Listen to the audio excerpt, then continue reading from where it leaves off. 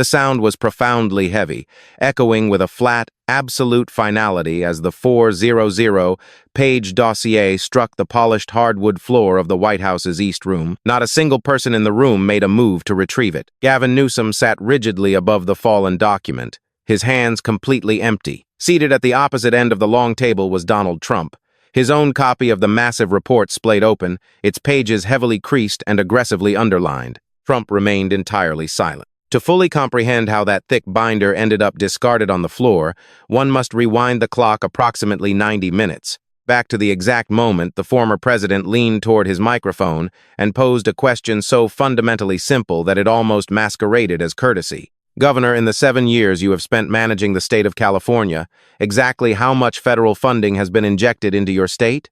Newsom leaned forward into his own microphone, adopting the posture of a man bracing against a familiar, predictable headwind. Mr. President, the state of California and the federal government have historically maintained a strong partnership. We stand proudly as the largest state economy in the United States and the 5th largest economy on the global stage. Throughout an entirely unprecedented series of overlapping crises, every state in the Union was required to draw substantially upon federal resources. California was certainly no exception to this reality. It was a remarkably smooth, thoroughly rehearsed response. It was the exact cadence and sentence structure he had deployed on 500 different stages to 500 different audiences, and it landed with the exact same impact it always did. It meant absolutely nothing at all. Trump exhibited zero physical reaction to the polished non-answer. Instead, he simply reached down and flipped open the thick binder to the very first red index tab. Your unemployment system, Trump began, his tone strictly business. During the COVID-19 pandemic, your state distributed $20 billion in fraudulent claims. I am not talking about improper payments. I am talking about fraudulent, entirely stolen money. $20 billion. Trump traced his index finger methodically down the printed page. On top of that staggering figure, there was an additional $55 billion in what the state auditors classified as improper payments. And do you know precisely how many individuals your state government employed to monitor and check for this fraud? 2. You had exactly 2 employees overseeing 40 million residents. Trump paused, raising his eyes to meet Newsom's. Death row inmates were receiving unemployment checks, Governor.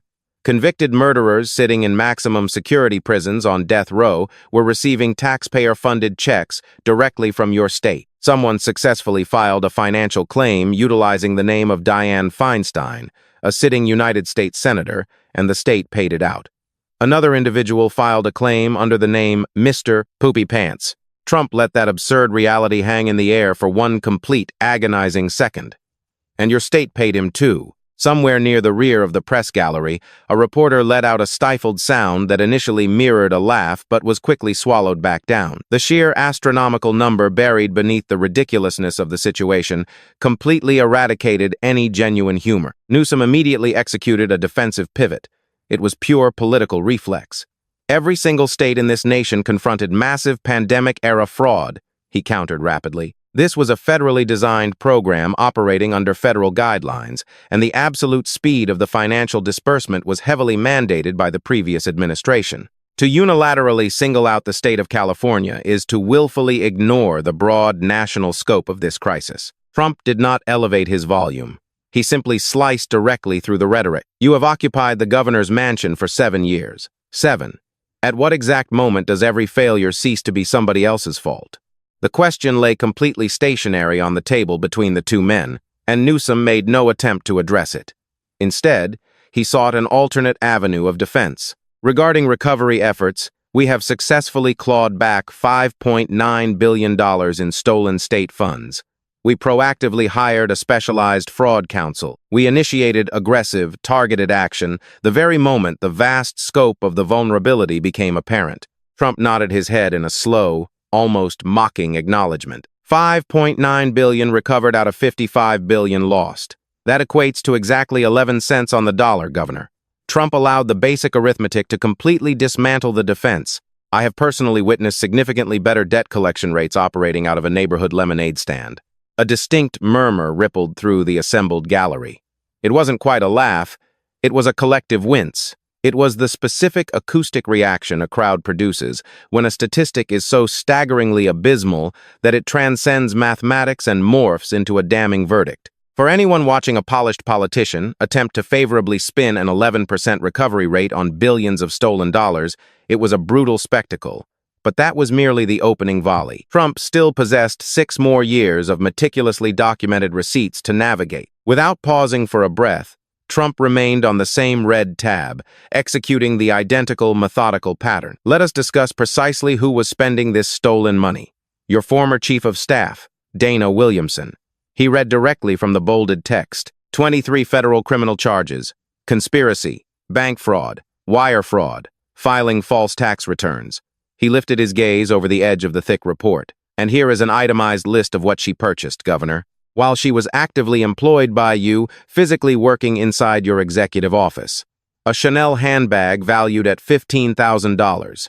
A Fendi bag costing $5,800. A private jet charter for $21,000. A birthday excursion to Mexico that cost taxpayers $170,000. One single birthday. And $1.7 million in entirely fabricated deductions listed on her personal taxes. Trump clamped one finger firmly down on the page and used his other hand to flip to the next section. And while your chief of staff was executing all of this fraud right inside your office, functioning directly under your name, 181,000 human beings in your state were sleeping outside on the concrete. The rhetorical transition was ruthlessly seamless. The financial narrative flowed effortlessly from high-end Chanel accessories directly to the unforgiving street pavement, from luxury handbags to squalid canvas tents. $24 billion, Trump stated, emphasizing the syllables. That is the precise amount California allocated to the homelessness crisis over a 5-year period. $24 billion. Would you care to know the tangible return on that investment? Your homeless demographic escalated. It did not decrease. It went straight up. It surged from 151,000 to 181,000 individuals. That is a 24% increase. That equates to $42,000 spent per homeless individual per year. Trump locked eyes with Newsom. For that amount of money, you could have personally rented every single one of them a private apartment in almost any major city in the entire country. Instead, they are still living in encampments. He smoothed the open page flat against the table. And furthermore, your own state auditor has gone on record stating that your housing agency completely ceased tracking where the funds were actually going in 2021. They just stopped looking. And when your own state legislature successfully passed a bipartisan bill legally requiring you to track the expenditures, you vetoed it. Trump looked up, his expression hardening. You explicitly refused to allow your own administration to be audited, Governor. That is not an oversight. That is a glaring tell. Trump then shifted his gaze, ignoring Newsom entirely and staring directly into the center television camera lens, speaking directly to the millions of citizens watching from their homes. Every single dollar that was siphoned from the EDD, every dollar that financed those Chanel handbags and luxury private jets, every single dollar of that unaccounted $24 billion. That was your money. You woke up, you went to work, you diligently paid your taxes, and you genuinely believed those funds were going to assist someone in need. Instead, it vanished into a designer handbag. Newsom's trademark smile was noticeably thinner now. It remained plastered on his face. Political habit is deeply ingrained, but the expression had completely failed to reach his eyes. Everyone inside the room could see the facade cracking, and every viewer broadcasting the feed at home witnessed it as well. Death row inmates cashing checks. A trusted chief of staff buying Chanel with stolen relief funds. $24 billion vanished into the homelessness industrial complex, resulting only in more despair on the streets. Trump's vocal tone then shifted, becoming noticeably lighter, almost carrying a hint of genuine amusement. This was the specific segment of the confrontation he had eagerly anticipated, and the room could collectively feel the atmospheric change. Now, Governor, let us transition to the promises you personally made. He casually flipped the thick pages to a bright yellow tab. Your very first day in the executive office, January 2019, you stood proudly in front of the assembled press corps and formally declared a total war on wildfires.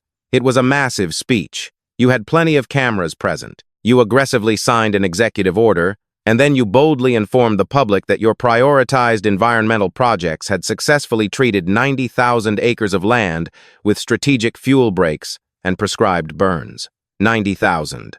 That is the exact number you sold to the citizens of California. Trump dragged his index finger across the printed line of text. Capital Public Radio and NPR conducted a thorough investigation. Do you want to know what the actual verified acreage was?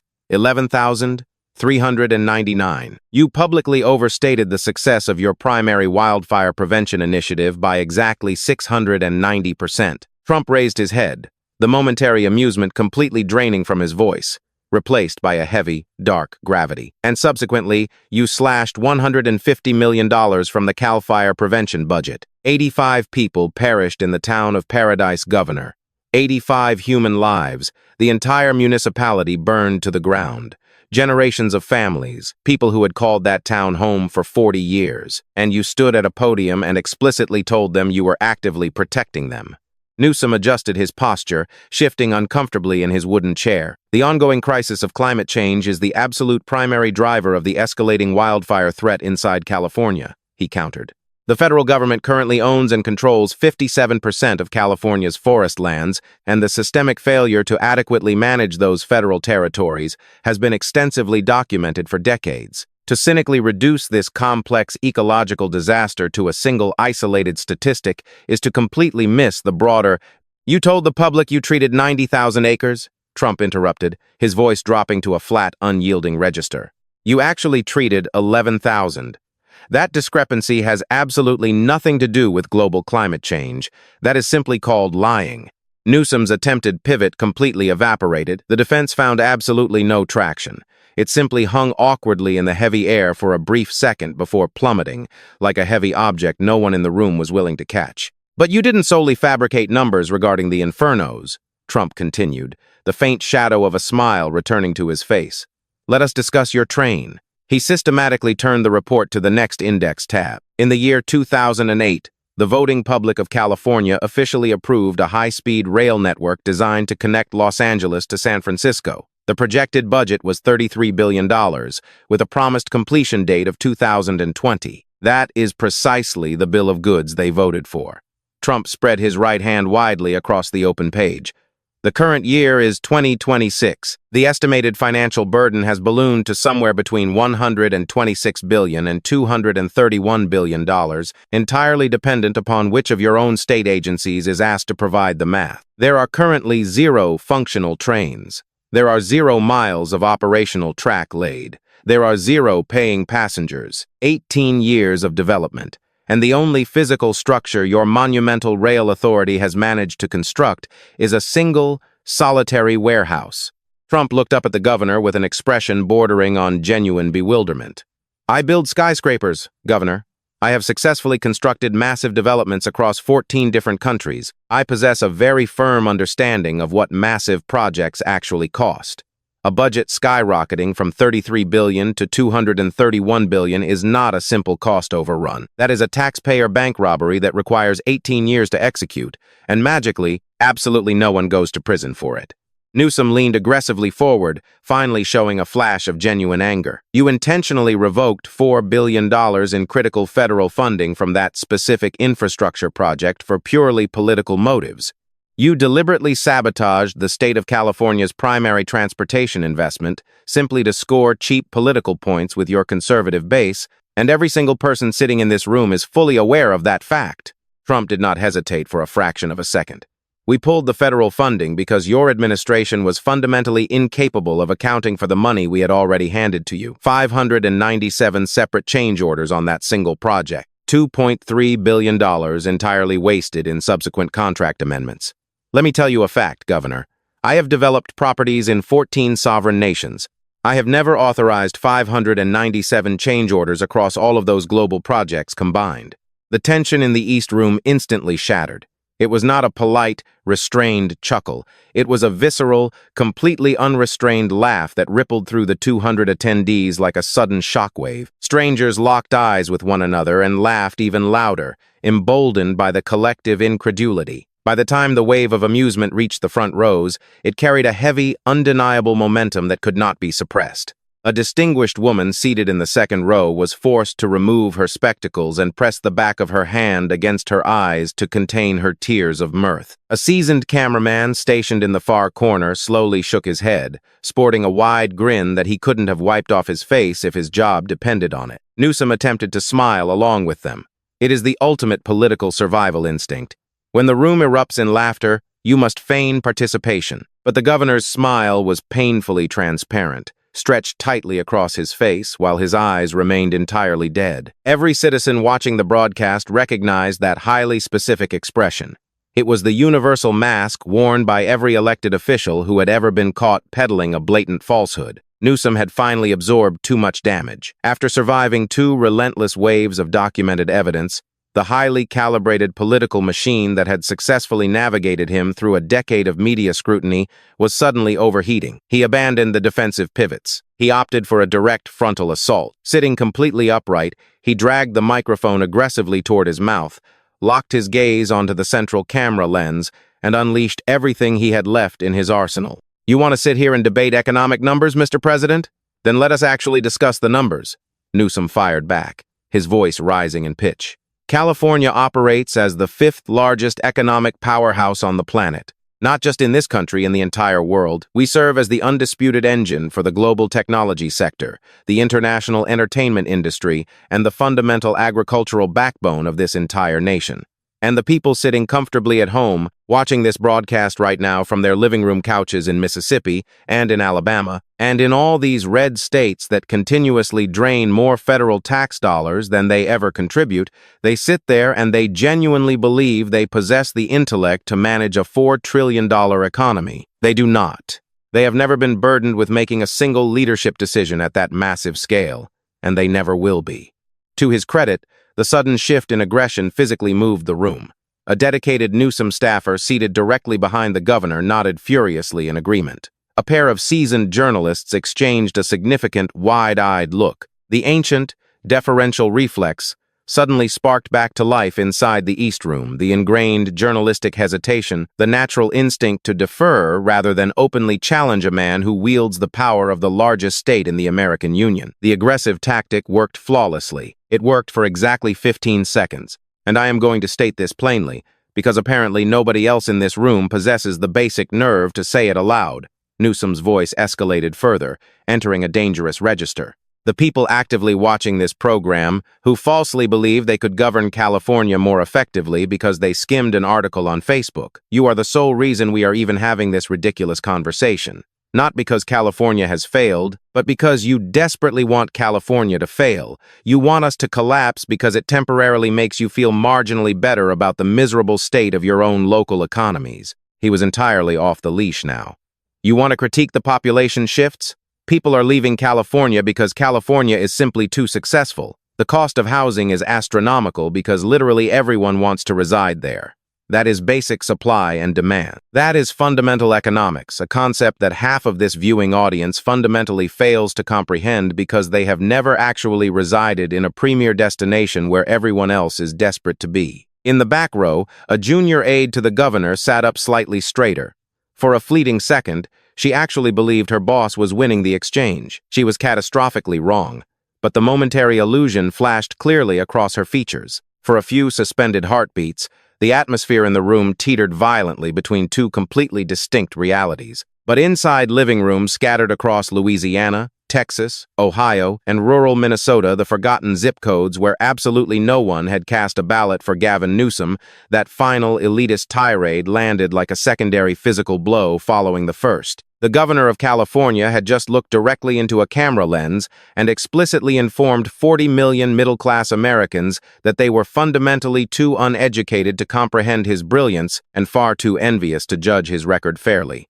He said it live. He said it intentionally. And worst of all, it was undeniably obvious that he believed every single syllable. Trump did not flinch. He did not immediately return fire. He simply sat perfectly still, his hands resting flat upon the table, and he waited. It was not the hesitant pause of a debater frantically formulating a response. It was the terrifying patience of a predator who already holds the winning hand and is merely savoring the exact moment to drop it. He allowed the raw insult to fully travel across the broadcast waves. He let every viewer sitting at home absorb the condescension, process the arrogant dismissal, and let the righteous indignation fully curdle.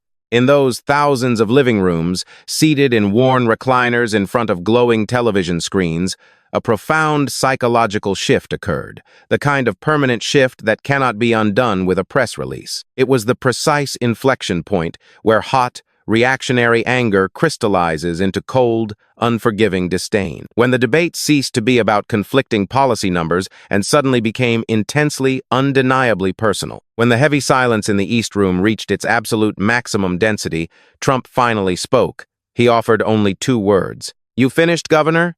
Newsom offered absolutely no verbal response, and that deafening silence effectively communicated everything. Trump casually reached down and grabbed the final index tab on the massive dossier, the blue one. When he spoke again, his vocal cadence was significantly lower, deliberately slower. This was not the bombastic boardroom Trump. This was not the highly amused, mocking Trump. This was not the international real estate mogul Trump. This was Trump when he was harboring genuine, white-hot fury and keeping it strictly restrained on a very short leash. "Governor, you just had the audacity to tell the hard-working American people that they simply do not understand," Trump began, his voice dropping an octave. "Very well. Allow me to present them with a scenario that they understand perfectly."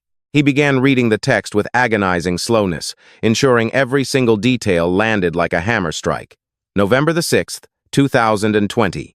The French Laundry restaurant, located in the Napa Valley. The cost is $350 per person, and that is before you calculate the Wagyu beef dietary supplement.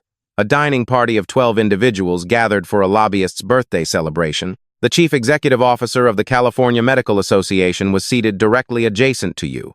Not a single protective mask in sight. Your official communications office immediately claimed the event was held safely outdoors. The subsequent photographic evidence proved conclusively that the dinner took place indoors, securely behind sliding glass doors that had to be pulled shut because your party was laughing too loudly. Trump turned the thick page with deliberate slowness. "That exact same week, Governor, the very same week you were comfortably seated at that luxury dining table, you formally ordered 94% of the citizens of California into the purple tier, the single most draconian and restrictive lockdown mandate in the entire country. Small restaurants were permanently shuttered. Independent business owners who had bled for 20 years to build their livelihoods were forced to watch them completely disintegrate. Public schools were locked down tight. Young children were forced to sit isolated in front of digital screens for 8 agonizing hours every day. Extended families were legally instructed that they were forbidden from gathering for the Thanksgiving holiday. Any assembly of 3 households or more was strictly banned by your executive pen." Trump slowly lifted his head, bypassing Newsom entirely to stare straight down the barrel of the television camera. He was speaking directly to the electorate. "And in virtually every single hospital across your entire state during that exact same week, there was a terrified mother, 78 years old, or a frail father, 82 years old, actively dying in complete isolation. And their children, your own constituents, were forced to stand helplessly out in the hospital parking lot. They could not go inside. They were not legally permitted to hold their dying parent's hand. They were strictly forbidden from saying a final goodbye. All because of your mandate." Trump allowed a single, heavy breath to pass through the silent room. A struggling restaurant owner located in Redondo Beach actually hung a massive banner outside his dying establishment. It read, "The French Laundry." Do you know why he did that? Because he desperately wanted his community to recognize that if dining out was deemed safe enough for the state's governor, his own modest restaurant should be deemed safe enough for his local customers. But it was not good enough. Because those crushing rules were never meant for the governor. The rules were meant exclusively for him and for the people watching this right now. Trump locked his piercing gaze back onto the center camera lens. "And while those grieving families stood shivering out in the asphalt parking lots, while you stood in that parking lot, weeping, he sat comfortably at the French Laundry, shoulder to shoulder with millionaire lobbyists, laughing so uproariously that they literally had to shut the glass doors to contain the noise. The entire East Room plummeted into an absolute, suffocating silence. It was not the expectant silence of a crowd waiting for the next punchline. It was the devastating, collective silence of 200 human beings, all instantly recalling the exact same traumatic memory simultaneously.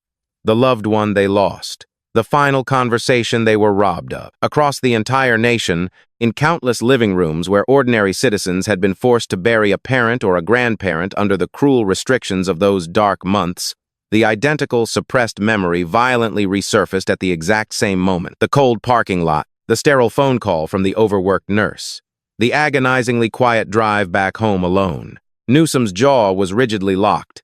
His hands remained planted flat upon the tabletop, but they were visibly trembling. For the very first time in 90 grueling minutes, the governor was completely oblivious to the presence of the television cameras. Trump allowed the suffocating quiet to endure for 3 full seconds. Then, his voice still maintaining that low, lethal register, he delivered the final blow. And then you have the nerve to sit there and wonder why they all pack up and leave. Trump turned to the final page of the dossier. 10 million American citizens have permanently fled the state of California since the year 2010.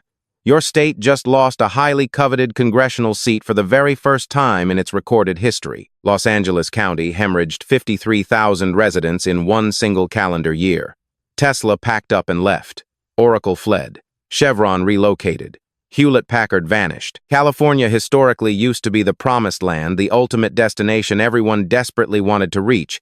Every single person watching this broadcast at home knows that truth because they clearly remember it. The Golden State.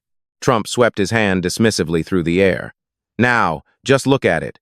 His voice suddenly lost its edge, softening into a tone of profound pity. And the working-class families who simply cannot afford the exorbitant moving costs? They are permanently trapped.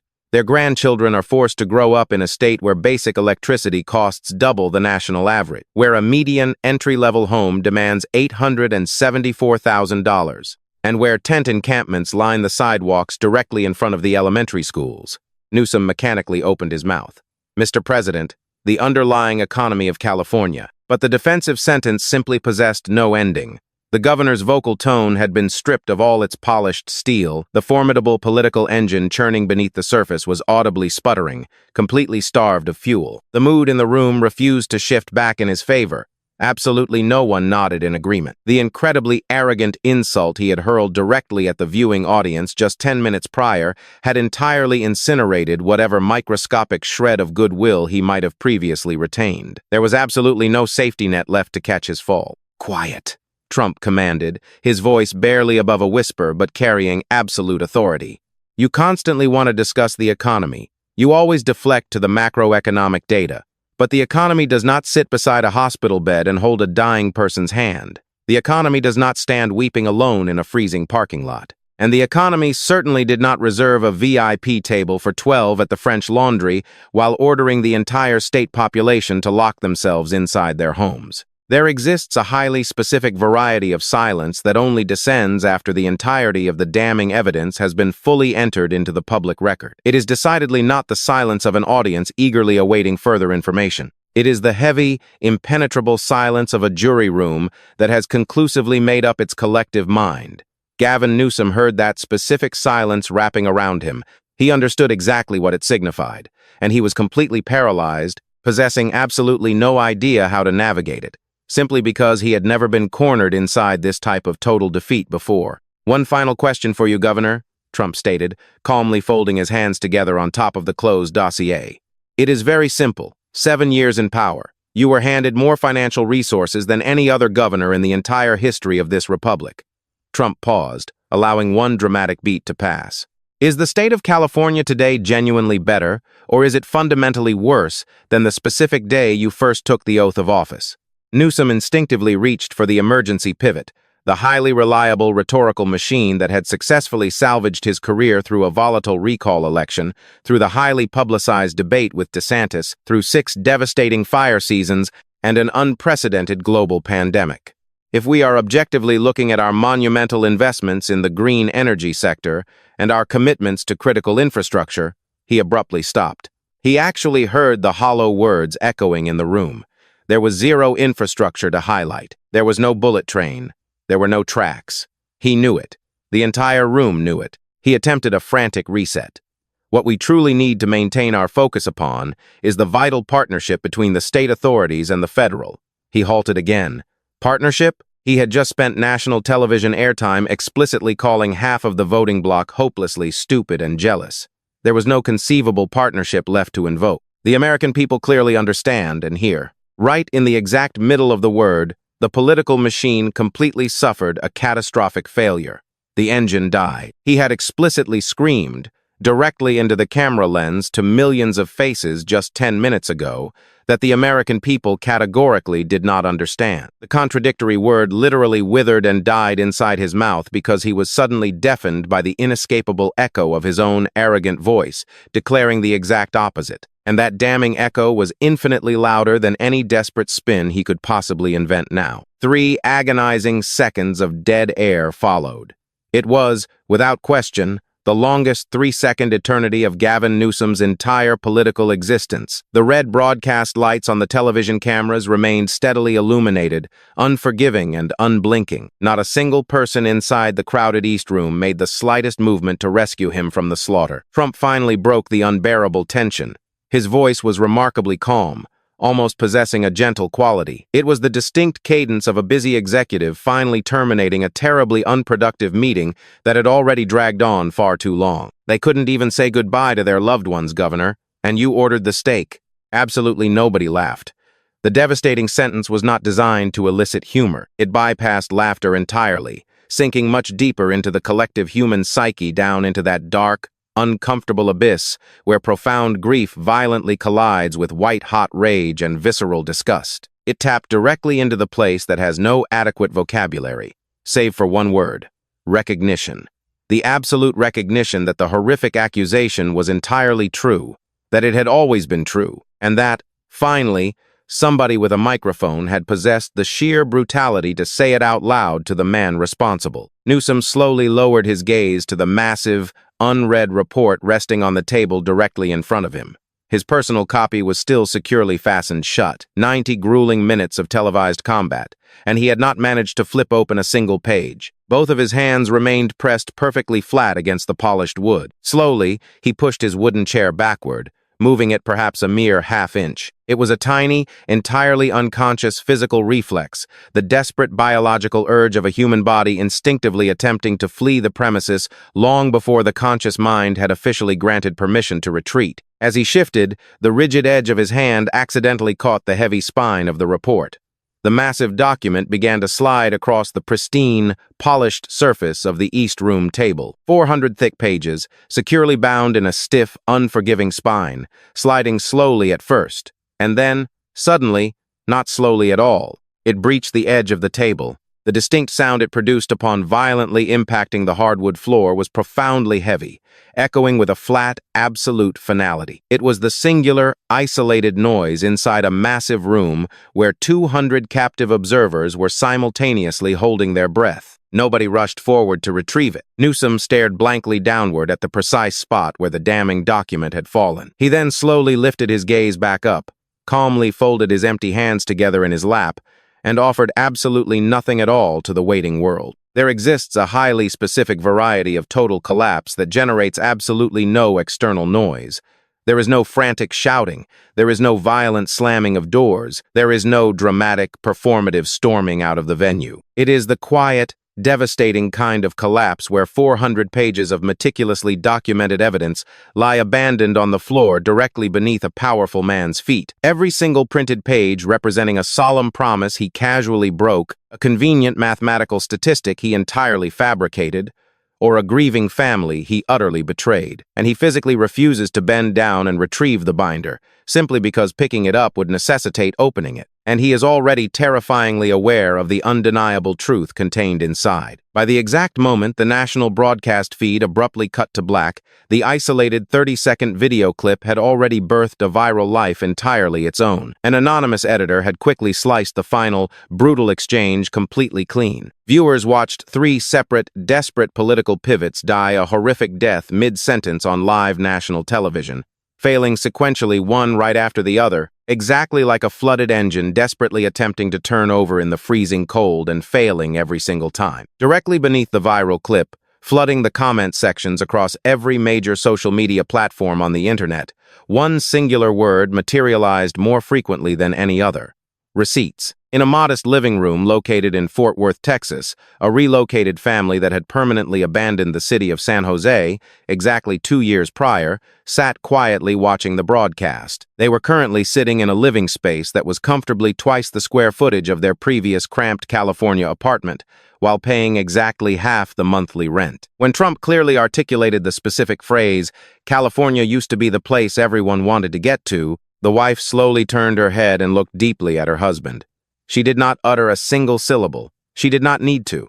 They both fundamentally understood the exact reason they were currently sitting in Texas, and they had both just witnessed the former president of the United States vocalize their exact, unspoken truth to the entire nation. The husband simply nodded his head once, slowly, maintaining his unwavering stare at the television screen. In the recovering, scarred town of Paradise, California, a veteran firefighter boasting 26 years of grueling service on the fire lines, a man who had personally helped bury 3 of his close colleagues following the horrific inferno of 2018, watched the broadcast on a small television mounted inside the station's break room. When Trump methodically read the devastating statistical breakdown, a 690% exaggeration, 90,000 theoretical acres treated on a press release versus a mere 11,000 actual acres cleared in the suffocating dirt, the seasoned firefighter silently stood up from his plastic chair and walked purposefully out the back door. He stood completely alone in the sprawling asphalt parking lot, breathing in the cold, crisp evening air. He was not experiencing a sudden surge of fiery anger. He just desperately required oxygen. He had been intimately aware of that pathetic, falsified number for years. He had simply never been given the opportunity to witness anyone read it directly into the face of the politician who had callously lied about it. Meanwhile, inside the ornate hallways of the state capitol building in Sacramento, a nervous Democratic legislator who explicitly demanded her name be kept entirely off the public record spoke to an investigative reporter in a hushed, rapid whisper, her eyes frantically darting in both directions down the empty marble corridor before she dared to vocalize her thoughts. Every single person in this building already knew those horrific numbers, she confessed rapidly. Absolutely everyone. We all just genuinely believed that nobody would ever possess the sheer audacity to read them out loud on live national television while he was physically sitting right across the table. She paused, glancing nervously down the silent hallway one final time before adding a chilling postscript. He absolutely never should have launched that unhinged attack against the viewing audience. That specific soundbite is going to haunt his career significantly longer than any statistical failure. Back in Washington, Gavin Newsom swiftly exited the East Room without pausing for a single fraction of a second to address the screaming reporters. His eyes remained locked rigidly forward. His footsteps were clipped and rapid. A lone journalist positioned near the heavy oak exit doors shouted out a final inquiry over the chaotic din. "Governor, is the state of California better or worse?" Newsom absolutely refused to turn around. And on live television, that deafening silence served as the final, undisputed answer. Inside the rapidly emptying room, Donald Trump calmly reached down, closed his personal copy of the massive report, lifted it off the polished table, and smoothly stood to his feet. He walked deliberately down the entire length of the grand room, casually strolling past the empty wooden chair where Newsom had just been seated.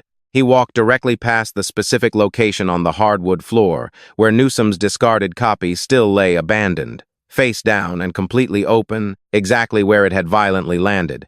Trump made no effort to retrieve it. He did not even bother to cast a glance downward. He simply walked out the door. The East Room quickly emptied of personnel. The brilliant television lighting rigs were unceremoniously powered down by halves, casting the historic room into deep shadows. The discarded report remained motionless on the floor, its stark white pages staring blankly up at the ornate ceiling. Approximately 20 minutes later, a lone janitorial worker entered the quiet room to efficiently clear away the half-empty water glasses and meticulously straighten the heavy wooden chairs. He suddenly noticed the thick binder resting awkwardly on the floor and had absolutely no idea what the document contained. He simply bent down, scooped it up, snapped the heavy cover shut, and casually tossed it onto a nearby supply shelf, directly next to a tall stack of freshly folded linen napkins. And there the damning history sat.